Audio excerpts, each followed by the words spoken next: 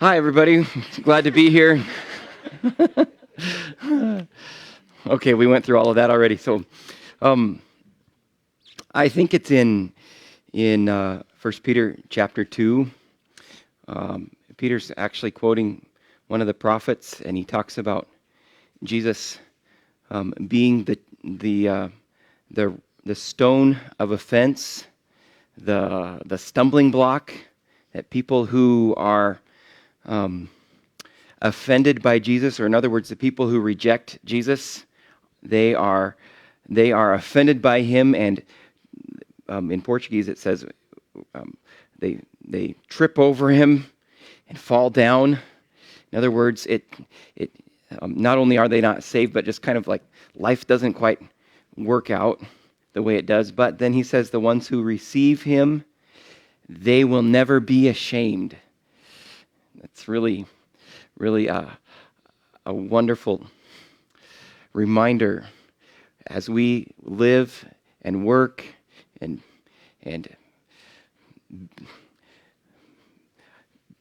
be together in a world that is fallen and broken and confused, and a world that doesn't know what it wants, doesn't know how to get it.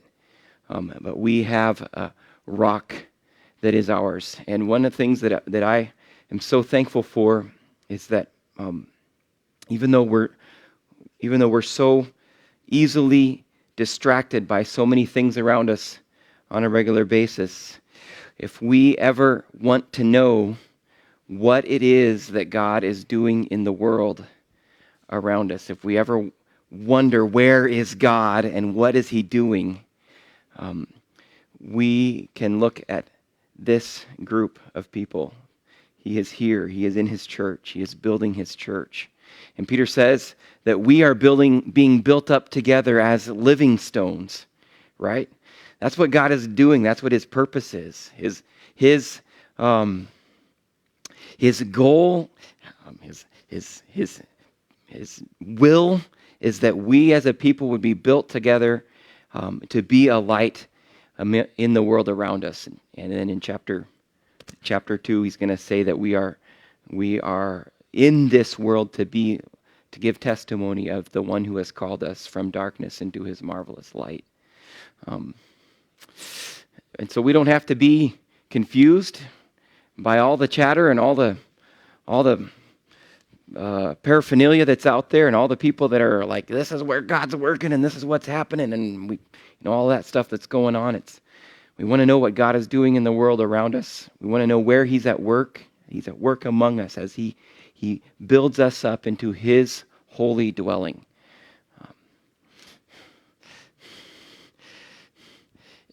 His holy dwelling. So when we think about what God is doing in the world today, he is making us to be living, holy stones to be a part of his house. His purpose in your life, his purpose in my life, his purpose among us is that we would reflect his holiness in the world that we live in. So, beloved, we can rejoice together. It's fun sometimes to hear a missionary talk, and it's fun to be able to talk like this. It's easy to hit the highlights when we do a little talk like this and try to give a summary of 2 or 3 years. It's not all easy, and it's not all good, and it's not all happy and fine, but it's easy to just grab those highlights, But we can remember that what God is doing in the world is building us up together. Where God is working is right here among us. And we don't have to look anywhere else. We don't have to look far away. We don't have to look to the centers of power, of earthly power. But he is working here among us for his glory. So we're glad to be here with you this morning. And we've had a great week. Thankful for you as a church family. Thank you for your love for us. Thank you for your faithful support and generosity to us and in our lives. Thank you for sending. How many of you came last year? 25 of you last year. Thank you for sending so many to come and bless our mission and to bless our church family last fall. We had a great time, and we're so thankful for your love and care and partnership with us in the gospel. We have to come back every couple of years because, like one of my children said recently, a few weeks ago in a church we were at, she, so now you know it's which one it wasn't, right? she said, Dad, we got to get a new picture. I'm still a baby in the one that's up there on the wall. So, Daniil and I don't change a whole lot, but our kids change, and so we can mark our progress that way, right? But anyway, Eliana's 16. Right, Eliana? So you guys can pray that God will work in Eliana's life over the next couple of years and that she will abandon all desires of her heart to move far away from us, and that she will live very close to us and live happily ever after. So we're just thankful for God's good work in her life.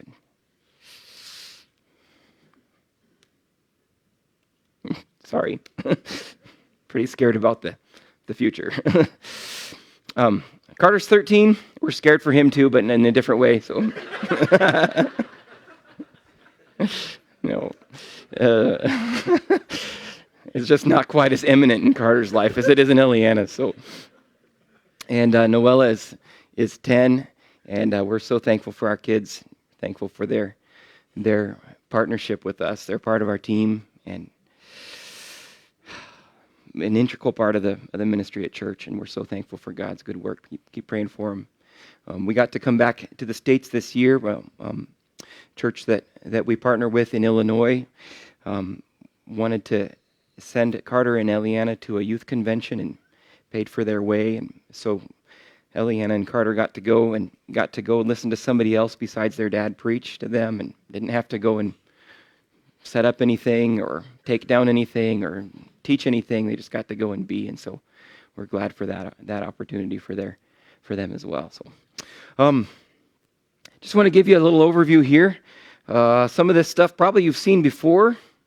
I'm just kind of recycling through some things here, but maybe this will help for some of you to get a picture of where we're at. So we live in Brazil, as you know. Brazil makes up most of that continent of South America. There, the other America, as we like to say, that is there. Larger than the continental United States. What's the greatest geographical feature of Brazil? Does anybody know? The Amazon. That's right. It's huge. It's like one.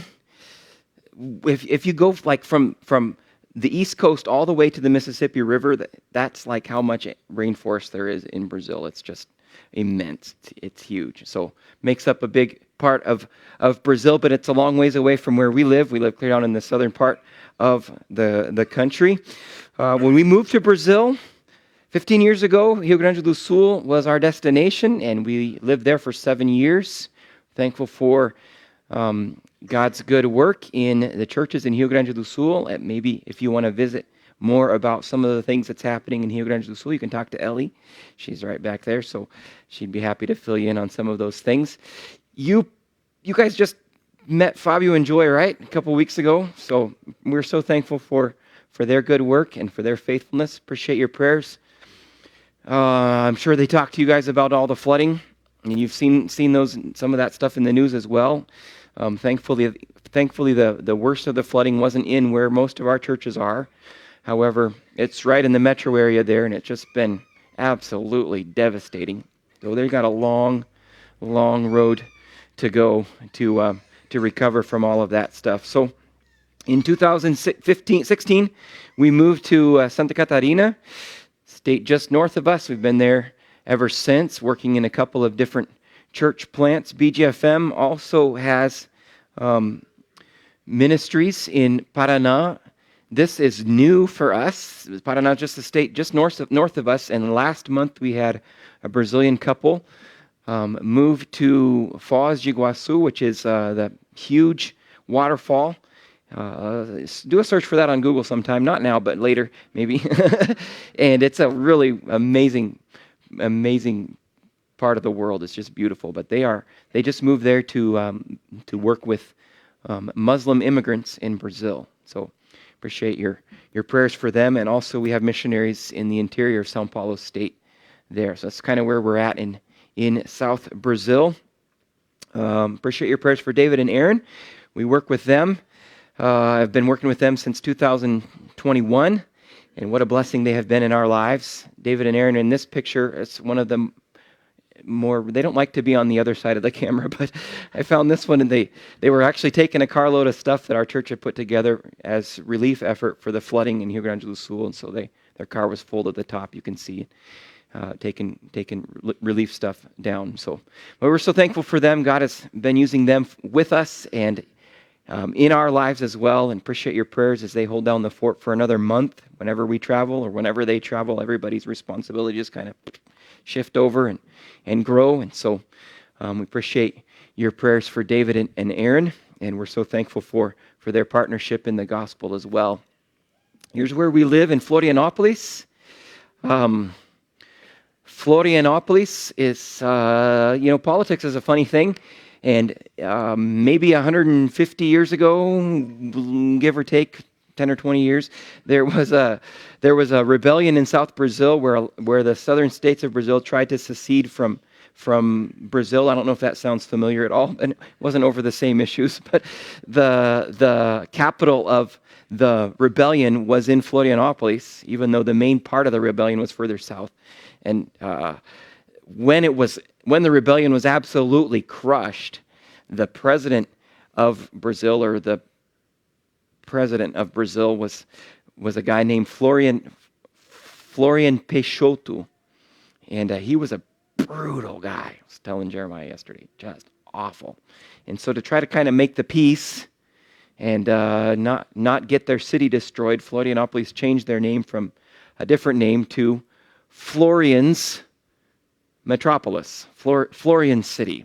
So that's where we get our name. And we're actually live on an island, or we don't live on an island, but the greater part of the city is on the island. This picture is from the island looking back towards the continent. It's a population, here you go. There's a kind of the layout of the city. The three main cities in the metro area, Florianopolis, São José, and Palhoça, are the three largest. Palhoça is one of the fastest growing cities in the country of Brazil, and it is probably going to be the third largest city of this in the state of Santa Catarina here before the end of the decade. If you want to know how to speak Portuguese a little bit, it's not Palhoça, okay? It's Palhoça. The little squiggly line under the C makes the C and S sound. And the name of the word means,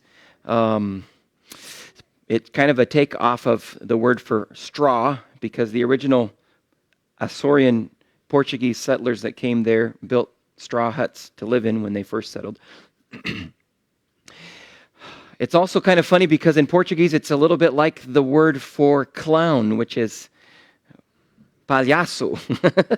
So there's a little bit of a play on words there too that happens from time to time. But then the outer ring of the metro area there is Santo Amaro and São Pedro and Antônio Carlos. So the metro area makes up just about 1.3 million people total for the whole metro area there. So that's kind of where we live. We work in Palhoça, which would be, as you're looking at the picture, that's to the south. And our house is actually in Santo Amaro, just off the edge, out on the outskirts there of the metro area. So it's where we're located. And this picture is a little bit old, but wanted to pull it up here. So thankful for your prayers for us. It's a lot of population density there, and we're thankful for God's good work in our lives and the opportunity to preach the gospel in this city. So just a little bit of an overview here of what's been going on the last 4 years. We were here in the end of 2022. But when we moved back to, the last time we were here for a long furlough was in 2019. We were kind of in limbo about where we would even end up and where we would go, and decided to make a go at it in Palhoça. And then the pandemic moved there, and then the pandemic hit, and we're just kind of like, what's going on here? And God used that time for us to really build a core with people we didn't know. Got to know a couple of families, and they started meeting together with us. Sat around our living room. There was about four families together. We all fit on the couch, and got met together for about 5 months, and then in 21 we had to move to the garage, and pretty soon we're starting to put the chairs in rows instead of having them in a circle, and then started to have to look for a place to rent. In 2022 we organized officially as a church, and have just continued to see God work in our lives. 23 there, that was a picture of our third year anniversary as a church, having met together. That picture's a little bit bloated because we had a team from the States who were with us that day, but we're thankful for God's good work in our lives. And then this was our Easter program this year. I think it was the largest event that we've ever had. We've had quite a few visitors with us. Not everybody goes to church there with us there, but it was we had a Passover Seder on Good Friday. I don't know if you've ever done that before. It's a pretty fun experience. It was the first time for most of those people, and it was a really good experience as a church as well. So I don't know if this is going to play. This is probably won't have our sound anyway. It's not going to work very well. Here we go.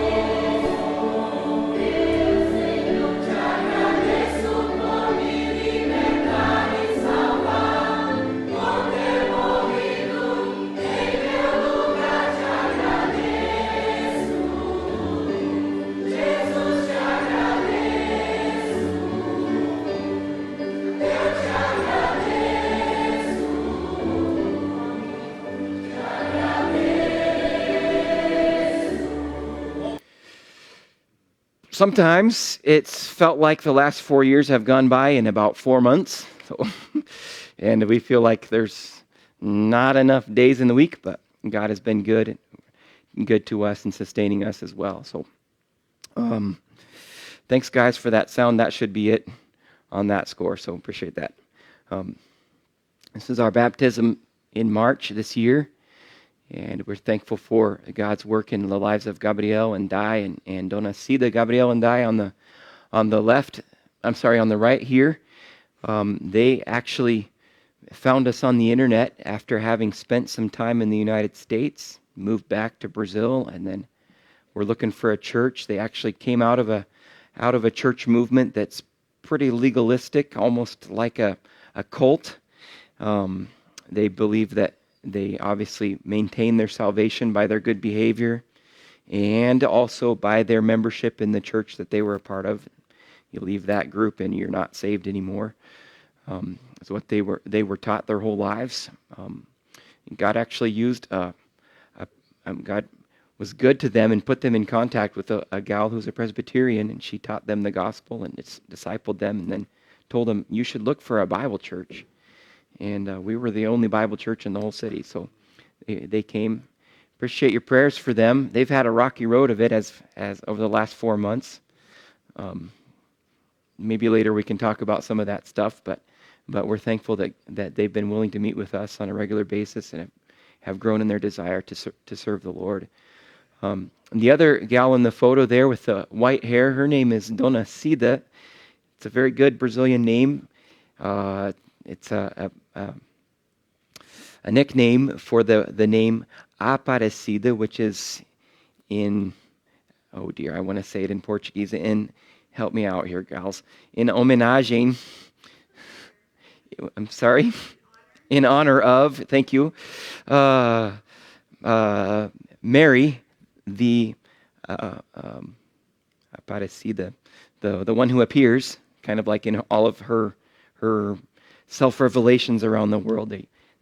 That's her name anyway. She started coming to church about 1.5 years ago with her son and daughter-in-law, and made a profession of faith with them, and actually left behind Spiritism, lesbianism, and Catholicism, and a lot of other things in her life. And it's just been neat to see her grow in the Lord. She can't read. So her daughter-in-law records herself reading the Bible and sends her an audio every single morning so that she can hear God's word on a regular basis. And thankful for God's work in her life. Sometimes her son will come up and be like, Did you see my mom today? She's dressing like a girl. She's dressing like a woman. Isn't it beautiful? She's using women's clothes. And so we're thankful for what God has done in her life as well. So God's fulfilling His word, His promises to call people to Himself, to build His church.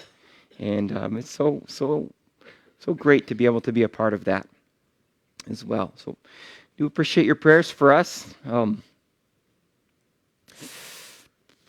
Whether it's a women's meeting like the picture around the living room there, or church services, or formal events, or Awana clubs, or youth group, God has given us an opportunity. We have more opportunities to teach the Bible than we have time to get to it. And sometimes it's hard for us to understand, which would be the ones to say yes to and which would be the ones to say no to. So we appreciate your prayers for us. We do need God's wisdom. You can pray especially for Sergio and Fran.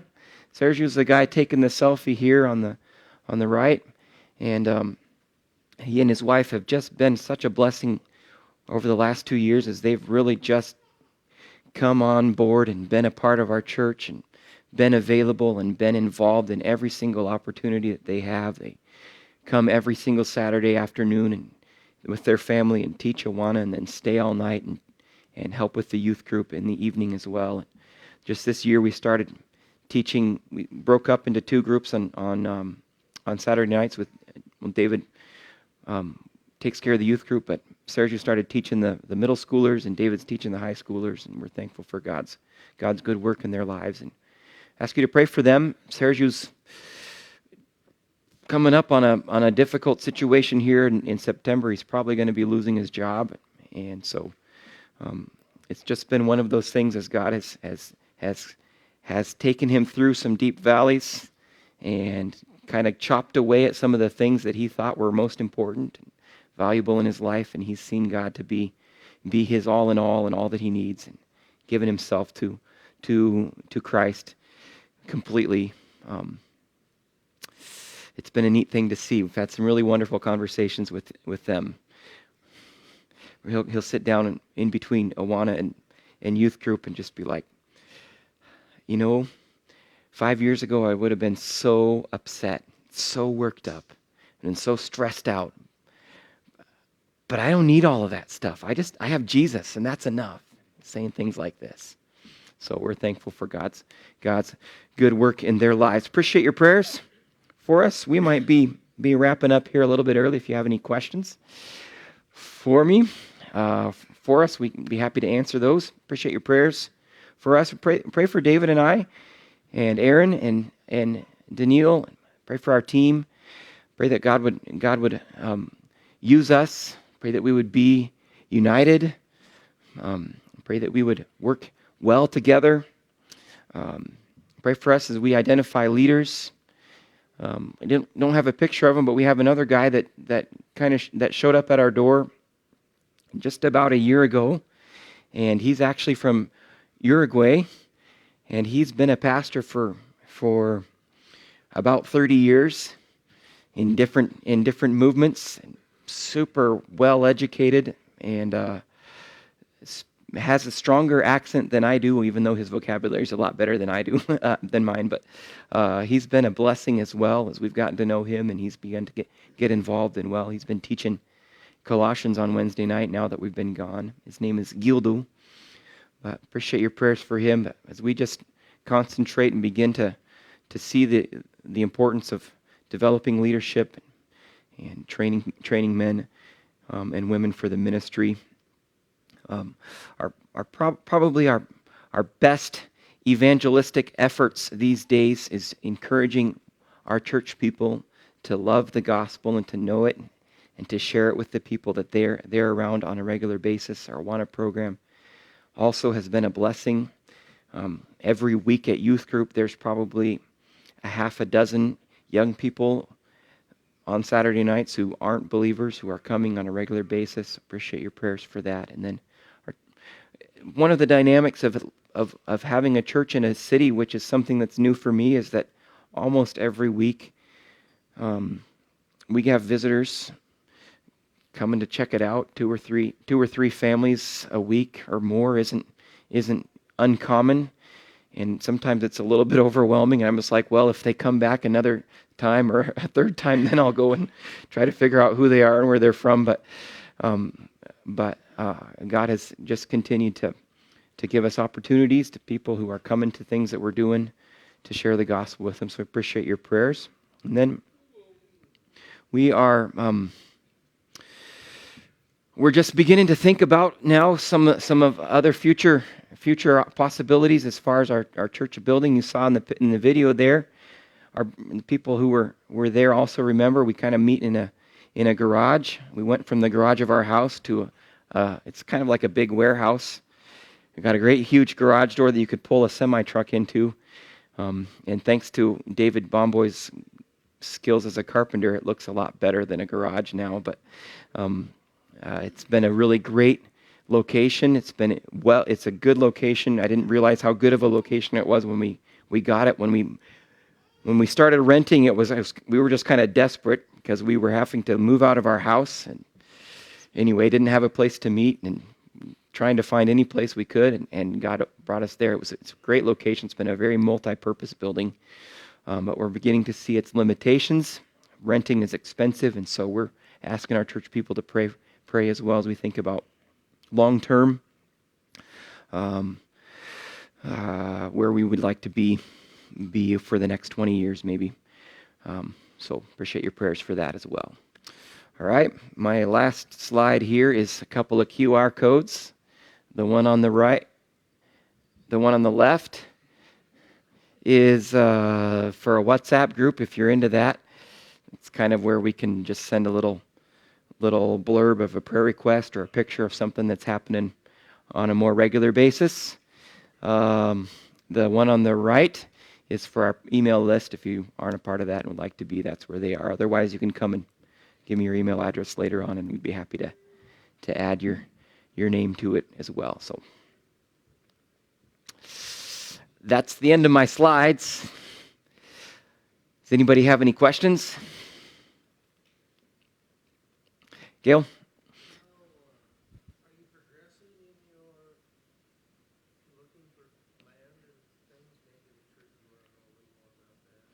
Yeah, we haven't done anything formal in the sense of making offers. We've looked around a little bit, looked at a couple of different buildings, just to try to get a feel for what's out there and what it will take. Basically, it's expensive if we're going to try to stay in the location, in the area where we are, in the neighborhoods there where we're at, because it's pretty well developed in that area. Long term, I feel like that's probably the best place for the church to be as far as strategically where we are at in the greater city. Just really easy, or as easy as it gets in our city to get anywhere. That's probably the place. If we go further out, maybe more towards where we live or further south in the city, it's a lot harder for people from other parts of the city to get to us. It'll be probably a bit cheaper to buy land and build in those places, but anyway, we haven't done anything concrete just because we don't have resources at this point to make any offers. We looked at a building that was an old school, 3 stories, and then the top story was like a gymnasium, but it wasn't covered. It would take a lot of work to try to get it adapted to what we would need. There was no auditorium in it, for one, but it was cool. There was lots of bathrooms and classrooms, so that was a plus. But that place was also landlocked. There was no parking there, but they wanted 1.5 million reais for that, which is going to be about $300,000, give or take, for that building, which to get it fitted, we'd probably need we'd need a lot of work to get it where it was going to be long term. So there's a lot that we looked at. Great location. Anybody who's good at math can do the conversion, what 390 square meters is in square feet. Is anybody good at math to know that? It's small. It's yeah, it's pretty small, and they were asking 390,000 reais for that. Um, Probably could find something better, but in the area, it's not going to be any less expensive than that. That would be for a flat piece of land where you'd have to build a building with your parking underneath, and then build 3 or 4 stories on the top to try to be able to utilize the space that you'd need. So just you saw the picture on the island there where the population density, how that works. That's the way it goes. So, what'd you get, Jared? Square meters. There you go. Square feet. Square feet. Thank you. So yeah. So I mean, I kind of, in my personal opinion, I see the advantages of buying a building that we can then later work into remodeling to fit us, just because that gets us out of rent a lot faster, and we're paying about $800 a month rent where we're at right now. David, our coworker, he's a builder, and he'd probably like to just build from scratch because it's a lot less hassle. So that's probably what we'll end up doing. But anyway, appreciate your prayers for us along those lines. So we're in the early stages, challenging our church people to give and to be praying about that as well. So and they've been responding, and we're thankful for that as well. So it's been a neat thing to see, and I just ask you to rejoice with us as well. We've been been a part of a church planting teams in Brazil since 2009, and in every single church plant that we've been in, it has been we haven't, that I remember, been able to get our people to understand generosity very well. And I think we still have a ways to go in our church, but it's been neat to see God work in our church people's lives and to see them beginning to be generous with the resources that they have. And to me, it's just really exciting. So praise the Lord for that. I don't know, any other questions along those lines? Or along other lines? Yes.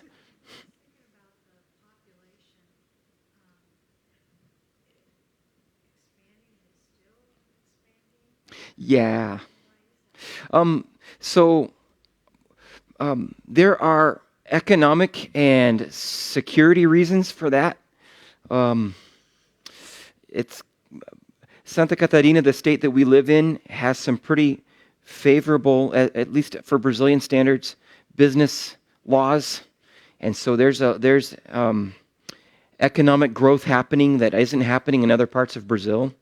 And so people are moving there looking for jobs. For now, it's quite a bit more secure than when you think of other major cities in Brazil as well, major metro areas. And so people who are looking for a safer place to live are also, I mean, the people in our church, we have people in our church from literally all over Brazil, and actually from Uruguay and Venezuela as well, besides the United States. So that's what they're after. And that's kind of the reason why for that. And people are still moving into the city. We can meet people literally every week that are brand new to the city. This is really fun. This is a really fun little anecdote. Have any of you ever seen or read the book, The Port of Two Brothers? It's a missionary story about ABWE missionaries who went to the Amazon right after World War II, Paul and John Schlenner. And the Port of Two Brothers is because they bought a piece of property in the Amazon jungle and built their homes there. And then from there, they did river ministry and village ministry in the Amazon. So we're talking 70 years ago. And this story is just really fun as Paul Schlenner talks about their life and ministry there. Anyway, we read that book years ago and read it with our kids as well. You can find it on Amazon, I think. It's pretty great read. But last year, we had a family move to the area from Manaus, which is the capital of Amazon state, in the jungle there, and we were happy to receive them, and they've been a part of our church now for the last 6 months. And I was talking to the guy, and he was telling me about where he was from originally, and I was like, oh, I read a missionary story about those places before. And he was like, you did? What was the names of the missionaries? I said, Paul Schlenner. And he was like, what? He was my neighbor. His dad had actually purchased some of the property where the port was when they moved out and moved to the big city. So just a neat thing to see fruits of those missionaries' labors in our church and blessing us today. So it's really cool the way God works in that way. So anyway, that's kind of the reason for it. Any other questions? You're trying to raise funds so that if there's property you might be able to... Yeah, we are, and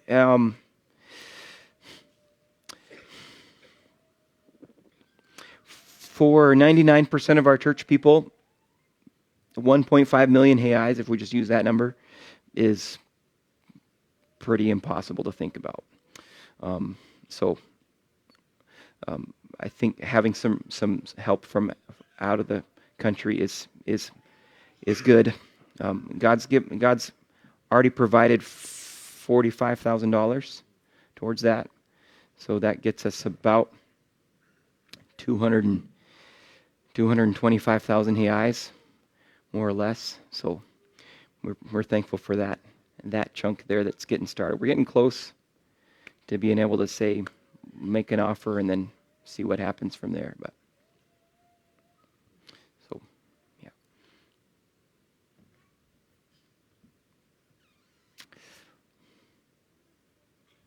All right. I don't know when we're supposed to be done, but I'm done. So